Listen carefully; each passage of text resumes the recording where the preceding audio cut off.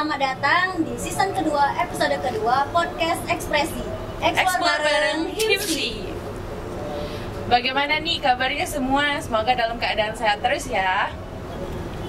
Oke, jadi perkenalin saya Rimatia Dan saya Ratu Aprilia Larasati yang akan membawakan podcast hari ini. Jadi di podcast hari ini kita akan membahas seputar Bangkit Kampus Merdeka.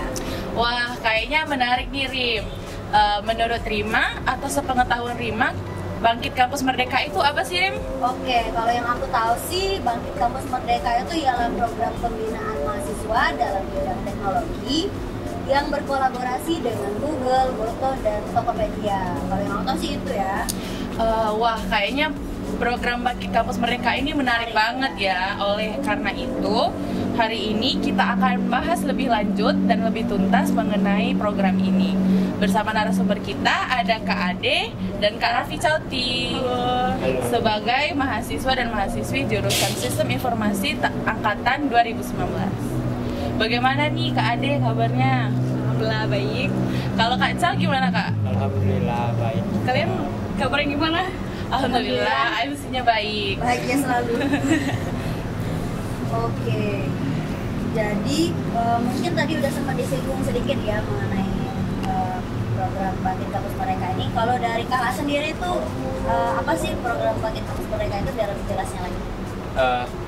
Jadi kalau program Bangkit Kampus Merdeka tuh sebenarnya itu tuh sebuah akademi yang dibuat oleh Google dan kebetulan tuh bekerja sama dengan beberapa perusahaan besar seperti Goto, Traveloka. Nah, tujuannya tuh untuk membentuk dan melahirkan generasi yang ahli di bidang teknologi yang nantinya tuh bisa siap untuk terjun di dunia profesional, entah mereka nanti bisa membuat startup atau bisa bergabung ke perusahaan besar lainnya di Indonesia. Nah, tadi kan udah di-share nih apa sih Bangkit Kampus Merdeka itu. Nah, untuk alur pendaftarannya itu gimana sih Kak? Mungkin dari Kak Ade. Jadi kalau misalnya mau daftar ke Bangkit Academy itu sebenarnya bisa langsung ke websitenya resmi Bangkitnya, yaitu grow.google. Tapi kalau misalnya kalian mau tergabung di Kampus Merdeka, kalian bisa daftar juga nih melalui Kampus Merdeka. Setelah kalian daftar di dua website tersebut, kalian akan diarahin sama panitia dari Bangkitnya buat ngelaksanain tes. Tes itu dibagi menjadi dua, tes logika dasar sama basic programming. Nah, udah ngelaksanain tes, kalian akan diminta buat ngumpulin approval, surat approval sama komitmen yang template-nya tuh udah disediain sama Bangkit. Terus udah selesai, kalian tinggal tunggu deh informasi selanjutnya. Tapi kalau misalnya yang terkhusus bagi yang daftar di Kampus Merdeka, kalian juga harus melengkapi surat-surat yang diminta sama Kampus Merdeka kayak SPTJM, rekomendasi dan lain sebagainya. Oke, jadi kita lebih paham lagi nih ya mengenai Bangkit Kampus Merdeka ini. Nah, sekarang mungkin kita penasaran juga nih, apa sih yang membuat kakak memutuskan untuk daftar di program Bangkit Kampus Merdeka ini? Boleh dari Kak Ade dulu. Kalau kakak sih awalnya tahu informasi tentang Bangkit ini dari kakak tingkat, angkatan di atas kakak, dia juga alumni HIMSI, namanya Kak Desri. Kakak sering ngeliat instastory dia tentang course-course yang dia ikutin, terus juga kegiatan-kegiatan yang ada di Bangkit sampai ke graduation-nya. Kalau lihat ini program apa sih, kayak pas kakak baca tuh ada program Bangkit by Google, Traveloka, sama Goto kan. Kayak kok dia keren banget sih bisa ikut program dari Google kan. Terus agak lama dari kakak sering lihat instastory dia, beberapa bulan kemudian itu Bangkit ngadain sharing session. Nah, kakak ikut tuh sharing session dan di sini ada kakak itu juga yang sharing. Di sana kakak makin tertarik dong sama Bangkit ini karena mereka jelasin kayak mereka belajar apa aja di sana, mentor-mentor hebat yang mereka temuin, terus juga kayak kegiatan-kegiatan keren yang ada di Bangkit dan perubahan-perubahan yang mereka alami setelah ikut Bangkit itu benar-benar benefitnya tuh banyak banget. Jadi kakak udah tekatin buat aku harus daftar nih program Bangkit. Kalau dari Kak sendiri nih gimana? Kalau dari kakak sih sebenarnya tuh hampir sama sih sama kayak Kak Ade, dimana kakak tuh tertarik di saat Kak Destri, Kak Mela dan lain-lain tuh mempromosikan tentang acara Bangkit di kampus Unsri. Nah, di sana tuh kakak join kan sharing session dari Bangkit dan di sana tuh dijelasin secara lebih detail apa keuntungan untuk join Bangkit. Kalau dari keuntungan itu kemarin mereka tuh bilang kalau kalian ikut Bangkit, kalian tuh bakal dapat sertifikasi resmi dari Google. Nah, sertifikasi resmi itu kalau kalian tahu sebenarnya itu lumayan mahal kan sebenarnya itu. Dan ya itu sih yang membuat tertarik itu. Sama dari Bangkit itu juga menyediakan career fair yang bisa diikuti sebanyak 2 kali. Nah, kalau kalian tahu career fair itu sebuah acara di mana perusahaan tuh berkumpul hanya untuk menerima alumni dari Bangkit aja sih. Itu sih yang paling enak, yang paling. Nah, jadi kan tadi udah disinggung nih kalau ada sharing session tentang Bangkit Kampus Merdeka itu sebelum ikutan. Nah, di sharing session itu kira-kira dijelasin nggak Kak di program ini ada program apa aja? Terus mungkin Kak Ade sama Kak Co boleh kasih tahu para pendengar dan para penonton program yang Kakak pilih ya. Ambil program apa? Dari siapa dulu nih? Dari kan. Oke, kalau dari Bangkit itu kalau tahun 2021 kemarin mereka tuh menyediakan 3 learning path, machine learning, cloud computing, sama Android development. Kalau kakak itu joinnya tuh di Android development. Terus tadi pertanyaan apa? Alasannya? Kakak ambil program Android development. Android development. Kalau Kak Ade? Kalau kakak lebih ke cloud computing. Mungkin boleh ke Kak Ade dulu. Mungkin masih banyak yang belum tahu. Sebenarnya learning path cloud computing tadi tuh apa sih Kak? Oke, jadi cloud computing itu kan merupakan salah satu learning path yang ada di Bangkit kan. Nah, di cloud computing itu kita ada beberapa pembelajaran, baik itu individu juga mentoring, terus juga ada kegiatan pembuatan capstone project di akhir program. Nah, untuk pembelajarannya itu sendiri, baik itu mentoring ataupun individu, itu dibagi menjadi 3 bidang juga, baik itu tech, soft skill, dan juga English class. Kalau untuk yang tech-nya, dia ada materi tentang kayak pemrograman web dasar, JavaScript, terus juga ada back-end, sampai ke cloud computing-nya itu sendiri.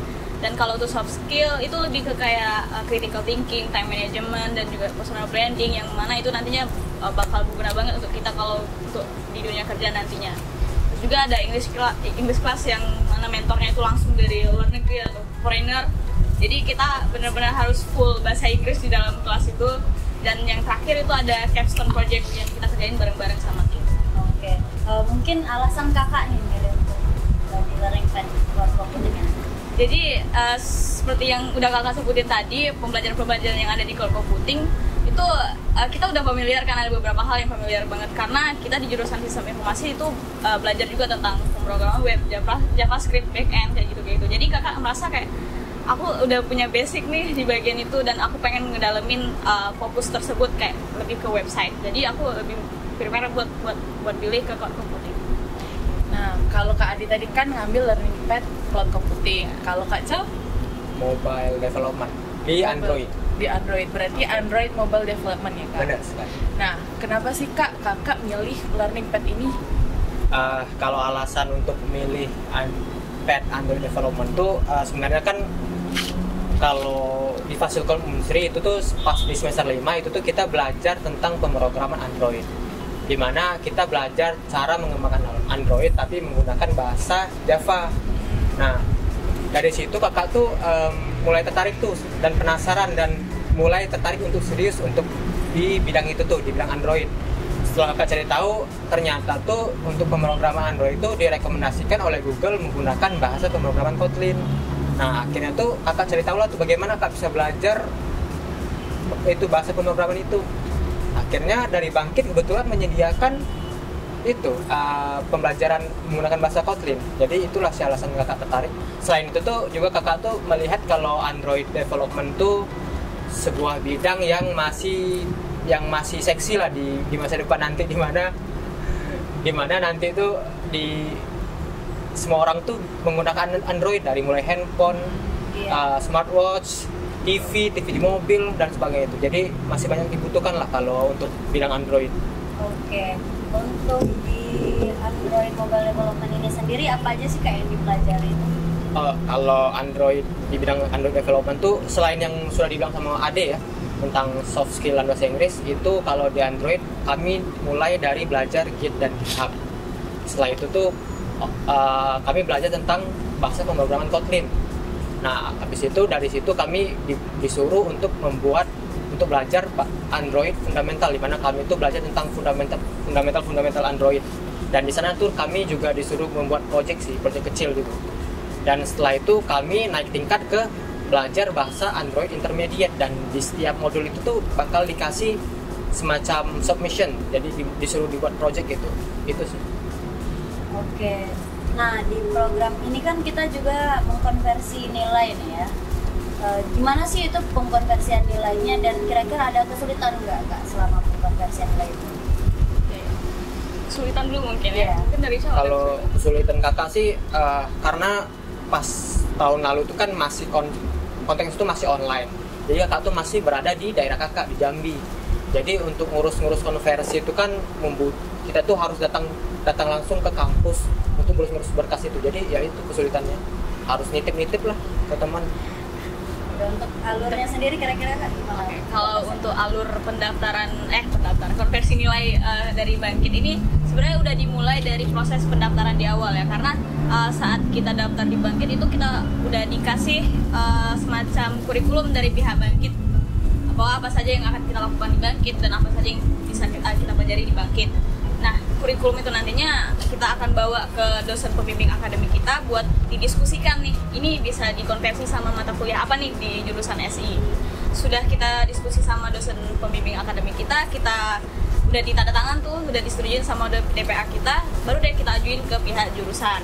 Nanti dari pihak jurusan akan dirapatkan, didiskusin apakah yang kita ajuin itu bisakah dikonversi atau tidak. Nanti setelah itu pihak jurusan bakal ngeluarin SK, udah deh kita langsung lanjut ke pembelajaran di Bangkit. Udah selesai nanti kita bisa dapat transkrip nilai. Nah, transkrip nilai itu sendiri nanti akan kita serahkan ke jurusan buat dikonversi sama dengan berkas-berkas yang dibutuhin nantinya. Oke. Jadi memang dari awal tuh kita udah dapat kurikulumnya, jadi kita juga bisa menyesuaikan. Iya, ya? betul. Oke, boleh? Nah, karena tadi untuk Kak Chow ini mungkin hal kesulitan atau hal challenging itu ke jarak ya Kak, karena Kak Chow kan tinggal di Jambi. Yoi. Nah, mungkin selama Kak Ade dan Kak Chow ikut program ini, ada pengalaman memorable atau hal kesulitan atau hal challenging yang Kakak hadapi itu apa aja sih Kak? Kalau kesulitan tuh ya jelas sih, kalau di Bangkit itu seluruh mahasiswa tuh diwajibkan untuk ngomong bahasa Inggris. Jadi itu sih kesulitannya, dimana kami tuh harus full komunikasi menggunakan bahasa Inggris. Kami bertanya ke mentor, ke instruktur, bertanya di grup dan sebagainya tuh full menggunakan bahasa Inggris. Bahkan pada saat kelas bahasa Inggris tuh instrukturnya itu tuh dihadirkan dari luar Indonesia, dari Filipina, dari Vietnam. Dan ya itu sih kesulitan itu. Kalau kalian tahu tuh beban untuk ngomongnya tuh bahasa Inggris tuh Kadang beratnya kita sih. paham tapi nggak tahu ngomongnya gimana gitu. Kalau tadi kan udah hal kesulitan atau hal challenging ya Kakak hadapin kan. Mungkin kalau dari Kak Ade pengalaman memorable kan? Kalau pengalaman memorable-nya, semua pengalaman yang ada di Bangkit menurut kakak memorable sih. Dari mulai awal daftarnya, terus juga sampai dari awal ketemu teman-teman yang dari berbagai latar belakang universitas ataupun daerah. Dan mereka semua tuh kayak keren-keren banget gitu loh. Kayak kok mereka bisa punya ide yang sebegitu cemerlangnya, terus juga seberapa hebat mereka pakai bahasa Inggris. Kayak kita mes aja kan, biasanya kalau kita di kampus kan itu pakai bahasa Indonesia biasa ya. Tapi kalau misalnya di Bangkit ini kita ngobrol sama temen-temen tuh pakai bahasa Inggris kayak gitu kan. Terus juga ketemu mentor-mentor yang luar biasa hebatnya dan juga profesional dari berbagai latar belakang perusahaan, baik itu yang nasional maupun internasional. Terus juga pengalaman tentang buat capstone project bareng teman-teman yang juga berbeda kampusnya. Jadi kayak kita harus menyesuaikan sama mereka juga, waktu mereka dan waktu kita tuh harus benar-benar disatuin biar bisa ketemu waktu yang tepat buat meeting, bahas project. Itu sih semuanya menurut kakak memorable kalau pengalaman ada di Bangkit. Oke, kan dari program ini punya project teamwork gitu ya. Iya. Kalau dari Kak Chow nih, pernah setimnya dari mana aja sih? Loh, kakak kebetulan setim sama Ade. Oh, Satu tim. iya, kami satu tim. Itu random ya Kak? Kita pilih sendiri sih. Pilih sendiri, tapi kalau misal kurang boleh random. Iya. Oke. Untuk timnya itu sendiri dari kampus mana aja nih Kak? Kalau yang aku ingat ya ada Universitas Negeri Semarang, Politeknik Ujung Pandang, terus juga ada satu lagi aku lupa dari mana, tapi itu ada politekniknya ada di Surabaya gitu. Jadi kayak kita juga nggak hanya perbedaan kampus tapi juga perbedaan waktu. Iya benar. Ada teman kita yang Wita, kita WIP gitu. Oke, untuk selain kendala waktu nih, apa sih project yang paling berkesan itu kira-kira project apa gitu?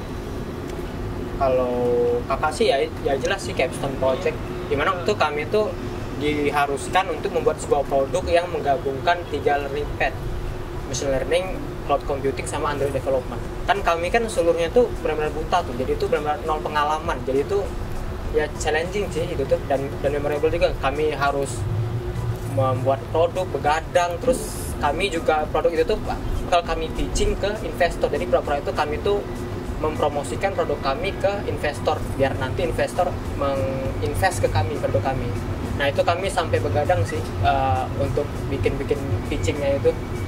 Dan pitchingnya pakai bahasa Inggris Iya, ya. Tetap pakai bahasa Inggris ya Kak. Oke, mungkin dari kakak-kakak nih ada nggak saran teman-teman pendengar dan penonton yang masih ragu dan bingung nih buat join di program Bangkit Kampus Merdeka? Ya kalau dari kakak sih ikut aja sih, soalnya tuh program dari Kampus Merdeka tuh kebanyakan tuh mereka tuh menawarkan sebuah program yang dimana kalau kita dapat ilmunya itu tuh sebenarnya tuh bayar dan mahal, jadi tapi mereka menyediakan secara gratis, dan mereka tuh juga menyediakan ilmu tuh secara mendetail dan dalam, beda sama di kampus misalnya yang cuman dasarnya aja tapi nggak sampai deepnya gitu. Sama juga ikut program kampus mereka tuh juga, kalau pengalaman kakak sih bikin kakak membuka kesempatan baru gitu. Jadi kakak tuh dengan kakak ikut Bangkit tuh kakak tuh bisa sekarang ikut jadi mentor, terus jadi magang di Telkomsel dan sebagainya sih. Dari Kak Ade?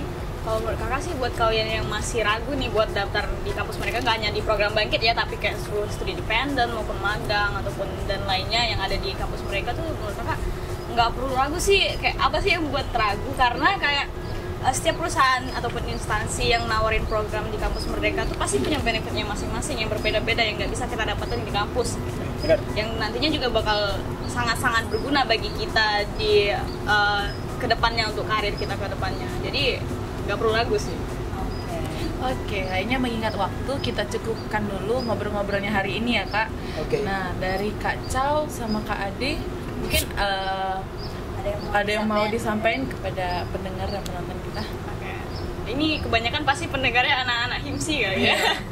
Jadi para pendengar podcastnya HIMSI, terutama anaknya HIMSI ya, terus semangat sih untuk kuliahnya. Jangan lupa juga daftar ikut di kampus Merdeka buat banyak-banyakin pengalaman kalian, dan jangan lupa nonton podcast HIMSI.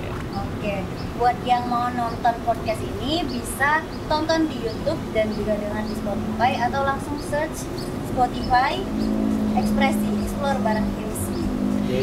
Oke, kalau gitu saya Ratu Aprila Arsati Dan saya Rima Atia, pamit undur diri. Kami ucapkan terima kasih buat para pendengar dan penonton, dan juga terima kasih buat para narasumber kita. Sampai jumpa lagi di podcast Ekspresi berikutnya. Bye-bye.